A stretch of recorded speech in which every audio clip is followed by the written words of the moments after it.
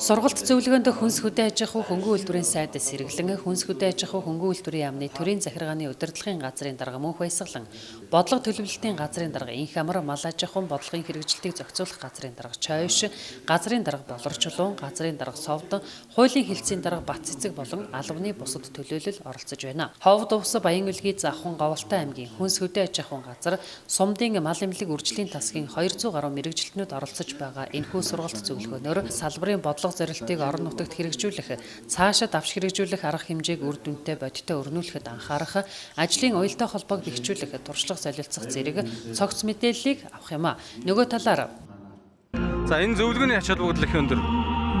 Манай энэ салбарын харьяа газрууд маань бие биентэйгээ танилцаж, уулзаж, туршлага солилцож, төв яамнаас нь бодлого гаргаж байгаа яамнаас нь хэрэгжүүлж байгаа төсөл хөтөлбөрүүд, засгийн газрын үйл ажиллагааны мөрийн хөтөлбөрүүдэд танилцуулаад энэ ажлуудаа бид хамтдаа яаж хэрэгжүүлэх юм бэ гэдэг арга замаа тодорхойлж, энэ арга хэмжээ, энэ төсөл хөтөлбөрүүдэд хэрэгжүүлэхэд ямар зүйл дутагдaltaй байна уу, шаардлагатай байна, бэрхшээл юу байна? Энэ бүхнийг хоёр талаасаа ингэж ярилцж байгаагаараа их онцлогтой.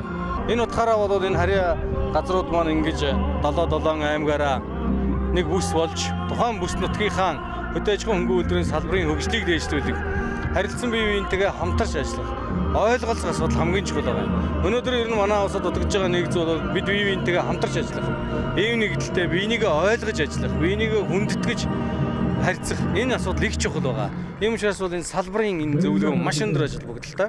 Хүнс хөдөө аж ахуй хөнгөн үйлдвэрийн салбар Сумдын мал эмнэлэг үржлийн тасагт ажиллаж байгаа мэрэгжилтнүүдэд зориулсан сургалтыг 4 бүсэд хуваан зохион байгуулж байгаа бөгөөд сүүлийнх буюу баруун бүсийн хөдөө аж ахуйн газар Сумдын мал эмнэлэг үржлийн тасгийн мэрэгжилтнүүдэд зориулсан сургалт энэ сарын 8-наас 10 хүртэл 3 хоног явагдах юм а. Энэхүү сургалт зөвлөгөөн нь 2016-аас 2020 оны засгийн газрын үйл ажиллагааны хөтөлбөрөөс салбарын бодлого чиглэл авч хэрэгжүүлж байгаа арга хэмжээний талаарх мэдээллийг нэг дор авах, аймагуд өөр хоорондоо туршлага солилцох, хоорондын уялдаа холбоогоо сайжруулах зэрэг үр дүнтэй сургалт зөвлөгөөн болж байгааг онцолж байна. Бүсийн зөвлөгөөний үеэр бүх аймгийнхаа салбар байгууллагуудаа орон нутагт ажиллах нөхцөл боломжийг сайжруулах, малчид ард иргэдэд хөдөө аж ахуй, мал эмнэлгийн бүх төрлийн үйлчилгээг цагаалдлгүй үзүүлэх боломжийг хангах үүднээс туулах чадвар бүхий програм машин бүх Сумдын мал эмнэлэг үржлийн тасагт Япон улсын Ямаха маркийн мотоциклийг гардуулж баяр хүргэлээ.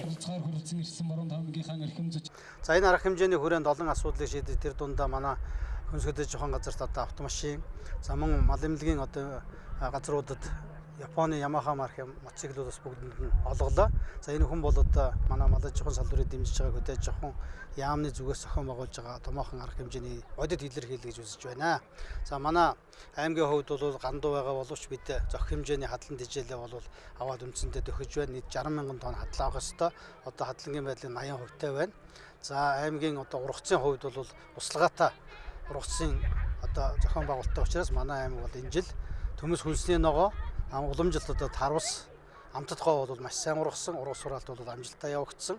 Энэ бүхэнд бол одоо хүнс хөдөө аж ахуйн яамны зүгээс анхаарал тавьж бидний тавьж байгаа олон асуудлыг газар дээр нь шийдвэрлэж өгдөгт энэ удаад бас олон асуудлыг шийдвэрлэж байгаад ховдчод өгөх талархалтай байна. Ховд увс Завхан Говьалтай Баян үлгий гэсэн 5 аймгийн хүнс хөдөө аж ахуйн салбарын 200 гаруй төлөөлөл оролцож байгаа уг зөвлөгөөний үеэр малын гоц халдварт өвчний үед хэрхэн ажиллах, анхан шатанд авах арга хэмжээний талаар үзүүлэх сургалтыг зохион байгуулна. Мөн урлаг спортын томоохон арга хэмжээг зохион байгуулснаар тус зөвлөгөө өндөрлөх юм а.